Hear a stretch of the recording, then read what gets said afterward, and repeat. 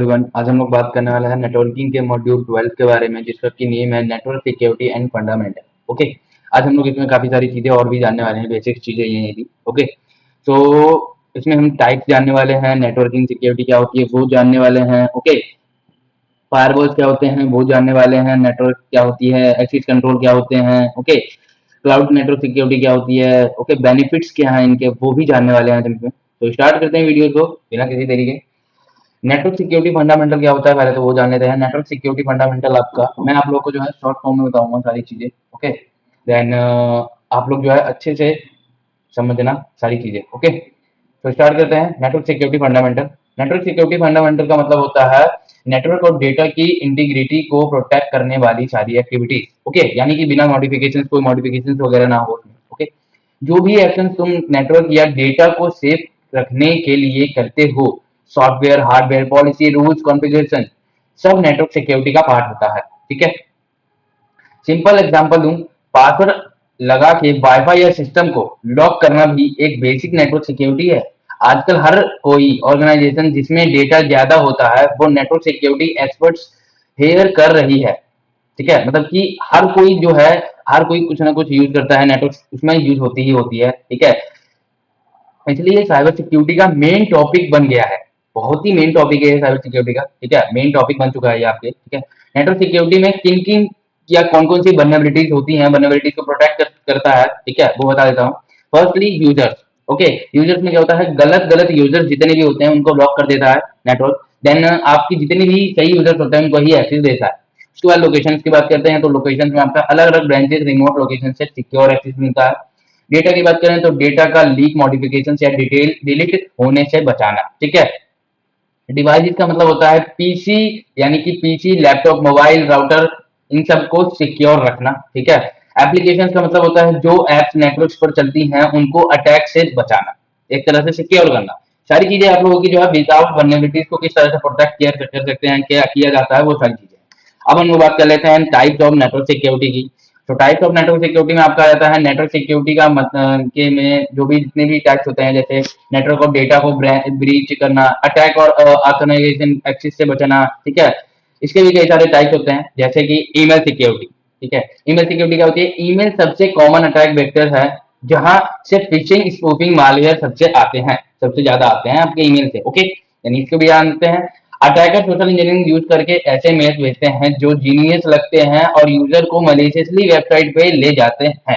ठीक है, email security solution incoming mail को स्कैन करके फिशिंग, मालवेयर, स्पैम को ब्लॉक करते हैं। देन ये सॉल्यूशन आउटगोइंग ईमेल भी चेक करते हैं ताकि सेंसिटिव डेटा गलती से यहाँ या जहां भेज के, मतलब कि गलती से भी बाहर ना चला जाए। ठीक है, डेटा लॉस ना हो जाए आपका। ओके, देन फिर हम लोग बात कर लेते हैं फायरवॉल के बारे में। तो गाइज मैं आप लोग को थोड़ा सा डीप तक में ले जा रहा हूँ, काफी सारी चीजें बता रहा हूँ एक ही टॉप पॉइंट के बारे में, तो आप लोग ध्यान देना एंड अच्छे से सुनना। ओके, फिर हम लोग बात कर लेते हैं फायरवॉल के बारे में। तो फायरवॉल का मतलब होता है आपका, कई लोगों को पता होगा फायरवॉल क्या होती है, कई लोगों को नहीं भी पता होगा, कोई नहीं, दोबारा पढ़ लेते हैं हम लोग।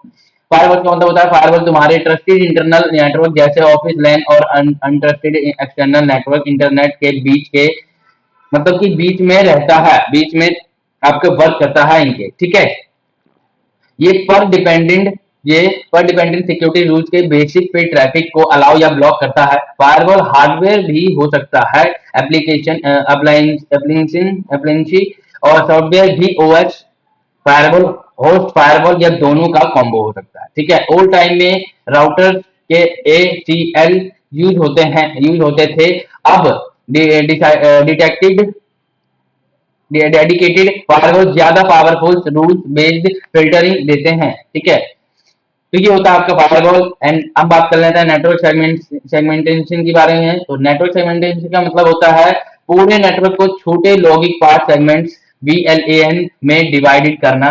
सॉफ्टवेयर डिफाइंड सेगमेंट्स में ट्रैफिक को एंडपॉइंट एंड आइडेंटिटी, डिवाइस और यूजर के बीच पर बेसिक पर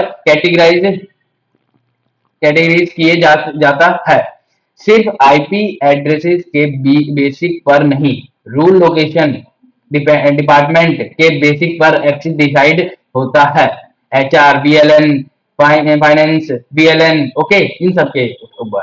अगर कोई सस्पिशियस डिवाइस डिटेक्ट हो जाता जाए तो उसको इसोलेट या रिजेक्टेड करने के लिए इजी हो जाता है। ठीक है, फिर हम लोग बात कर लेते हैं एक्सेस पॉइंट यानी कि एक्सेस कंट्रोल के बारे में। जनरली कॉन्सेप्ट होता है इसका, हर यूजर को नेटवर्क का फुल एक्सेस नहीं मिलना चाहिए, सिर्फ नीड टू नाउ लीव का एक्सेस मिलना चाहिए। ठीक है, मतलब कि जिस टाइम तक नीड है आपको उस टाइम तक ही रहो। ओके, देन सबसे पहले यूजर और डिवाइस को प्रॉपर्ली आइडेंटिफाई करना पड़ता है, फिर सिक्योरिटी पॉलिसी अप्लाई होती है।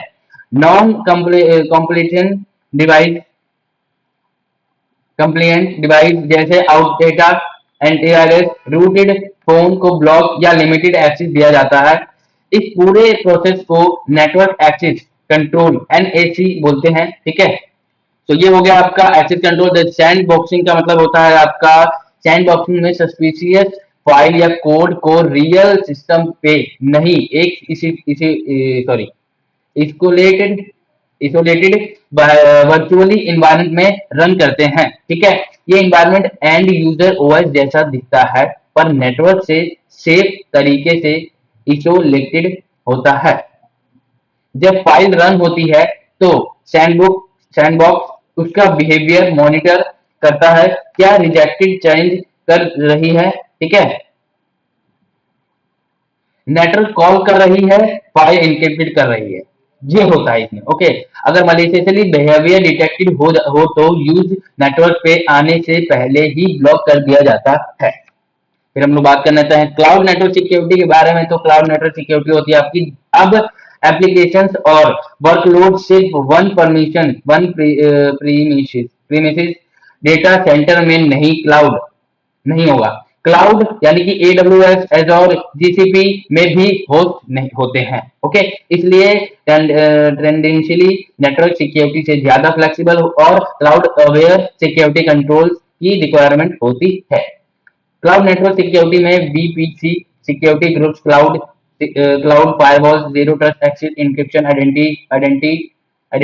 आइडेंटिटी मैनेजमेंट सब आ जाता है। ओके, देन हम लास्ट के बारे में बात कर रहे थे वेब सिक्योरिटी के बारे में। तो web security solution harmful websites को ब्लॉक करते हैं, web based attack maliciously downloads, drive by download से बचाते हैं। ठीक है, तो गाइस ये था इसका आपके टाइप कुछ। ओके, तो अब हम लोग बात कर लेते हैं बेनिफिट्स ऑफ नेटवर्क के बारे में। तो बेनिफिट्स ऑफ नेटवर्क सिक्योरिटी के बारे में जान लेते हैं क्या होती है। ठीक है, फर्स्ट आपका रहता है क्लाइंट के पर्सनली इंफॉर्मेशन और बिजनेस डेटा सेफ रहते हैं, जिससे रिलायबल एक्सेस मिलता है और ट्रस्टेड बिल्ड बनता होता है। ठीक है, डेटा ब्रीच। ठीक है, उसके बाद डेटा ब्रीच जो भी है, डेटा ब्रीच या रैंसमवेयर जैसे इंसिडेंट से होने वाले हैवी फाइनेंशियल लॉस से ऑर्गेनाइजेशन बचाती है। ठीक है, या डेटा और कॉन्फिडेंशियलिटी चीजें सेफ रहनी चाहिए, रहने की वजह से ऑर्गेनाइजेशन की रिपुटेशन प्रोटेक्टेड रहती है। तो ये चीज के कुछ benefits. And working on network security के बारे में बात कर लेते हैं हम लोग। ठीक है, so working on network security, working on network security जो होती है आपकी प्रिंसिपली या सॉरी हम लोग बात कर लेते हैं थोड़ा सा बता देता हूँ। प्रिंसिपल क्या है, प्रिंसिपली ये है कि डेटा और नेटवर्क को मल्टीपल लेयर्स में प्रोटेक्ट किया जाए, ताकि एक लेयर फेल हो भी जाए तो दूसरी लेयर बचा सके। ठीक है, ये होती है इसकी वर्किंग। फिर स्टार्ट करते हैं हम लोग। इन लेयर्स के लिए प्रॉपर रूल, पॉलिसीज और प्रोड्यूसर डिफाइन किए जाते हैं। तीन मेन होते हैं इसके कुछ levels: physical layer network security, technical network security and administrative network security. Okay, then फिर हम बात कर लेते हैं दिस आर एक्सप्लेन बिलो। ठीक है, फिजिकल नेटवर्क सिक्योरिटी क्या होता है, ये सबसे बेसिक लेवल है जो अनऑथराइज्डली लोगों को physically device, service, switch, routers तक पहुंचाने से रोकता है। ठीक है, देन फिर उसके बाद इसमें आ जाता है आपका टेक्निकल नेटवर्क सिक्योरिटी। तो ये डेटा को प्रोटेक्ट करता है जब डेटा नेटवर्क के अंदर स्टोर हो जाए हो या नेटवर्क के थ्रू ट्रांसमिट में हो। ठीक है, दो मेन पर्पस होते हैं, अनऑथराइज्डली या फिर मलिशियसली एक्टिविटी। ठीक है, देन फिर लास्ट आता है आपका एडमिनिस्ट्रेटिव नेटवर्क सिक्योरिटी। ये लेवल यूजर बिहेवियर और प्रोसेस को कंट्रोल करता है, कौन यूजर कितने परमिशन मिलनी चाहिए, किसे ऑथेंटिकेशन होगा, पासवर्ड पॉलिसी क्या होगी, एक्सेट्रा। इसमें security policy SOPs approval, access review, change management included होते हैं। ठीक है, अब हम लोग बात कर लेते हैं टाइप्स ऑफ नेटवर्क सिक्योरिटी के बारे में। ठीक है, तो टाइप्स ऑफ नेटवर्क सिक्योरिटी में क्या क्या चीजें आ जाती है? Access control, antivirus and anti malware software. ठीक है, cloud security, email security, firewalls, application security. ठीक है, फायरवॉल्स आप लोग जान चुके हो क्या होता है, ईमेल सिक्योरिटी भी आप लोग जान चुके हो क्या होता है, फिर भी मैं एक बार आप लोगों को बता दूंगा। Intruder prevention system. अब हम लोग बात कर लेते हैं, ठीक है, एक्सेस कंट्रोल के बारे में। ठीक है, एक्सेस कंट्रोल क्या होता है वो जान लेते हैं हम लोग। हर बंदे को फुल नेटवर्क एक्सेस देना डेंजरस है, इसलिए लेटेस्ट प्रिविलेज फॉलो करते हैं। ठीक है, network access control NAC insecure करता है कि सिर्फ ऑथोराइज्ड लोग ही नेटवर्क ज्वाइन कर सके। ठीक है, antivirus and anti malware software का मतलब होता है आपका ये सॉल्यूशंस वायरसेस, बॉम्ब्स, ट्रोजन जैसे मालिशियस सॉफ्टवेयर को डिटेक्ट, ब्लॉक और रिमूव करते हैं। ये सिर्फ एंट्री पे ही नहीं बल्कि ऑलरेडी प्रेजेंट मालवेयर को भी स्कैन करके क्लियर कर देते हैं। ठीक है, देन फिर हम बात कर लेते हैं क्लाउड सिक्योरिटी के बारे में। तो क्लाउड सिक्योरिटी होती है आप लोगों की, क्लाउड डेटा बहुत वल्नरेबल होता है क्योंकि इंटरनेट के थ्रू एक्सेसिबल है। मल्टीपल टेनेंट टेनेंट इन्वायरमेंट होता है।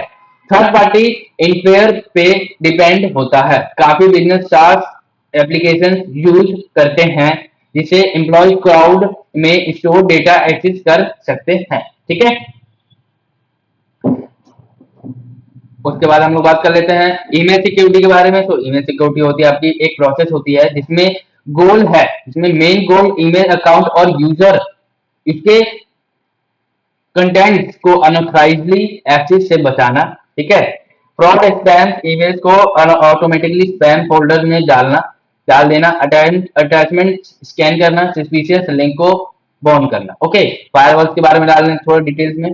तो फायरवॉल एक नेटवर्क सिक्योरिटी एक सेकंड, हाँ, नेटवर्क सिक्योरिटी डिवाइस है जो सारे इनकमिंग और आउटगोइंग पैकेट्स को मॉनिटर करता है।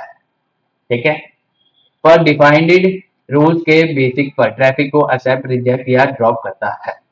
ठीक है, उसके बाद हम बात कर लेते हैं एप्लीकेशन सिक्योरिटी के बारे में। तो एप्लीकेशन सिक्योरिटी होती है आपकी एक फोकस है कि ऐप के अंदर जो डेटा और कोड है वो अनऑथराइज्ड एक्सेस, टेम्पररिंग या लीकेज से सेफ रहेगा। ये सिर्फ रन टाइम पे नहीं बल्कि डेवलपमेंट फेज में भी सिक्योरिटी मेच्योरिटी इंक्लूड करता है। Secure coding, code review, testing, web apps, mobile apps, dB apps, सब के लिए सेटअप सॉरी सिक्योरिटी कंट्रोल हाँ, सबके लिए सिक्योरिटी कंट्रोल्स होते हैं जिससे इंपोर्ट, वैलिडेशन, ऑथेंटिकेशन, इंक्रिप्शन होते हैं। तो हम लास्ट बात कर लें इंट्रूजन प्रिवेंशन सिस्टम के बारे में। तो ये जो आपका फायरवॉल के अंदर का एक पार्ट होता है जिसको कि हम इंट्रूजन प्रिवेंशन सिस्टम बोलते हैं। इसका काम होता है प्रिवेंशन सिस्टम में बोलते हैं सॉरी इसका काम होता है डिटेक्ट भी करना, ठीक है, एक्टिवली ब्लॉक नहीं करना।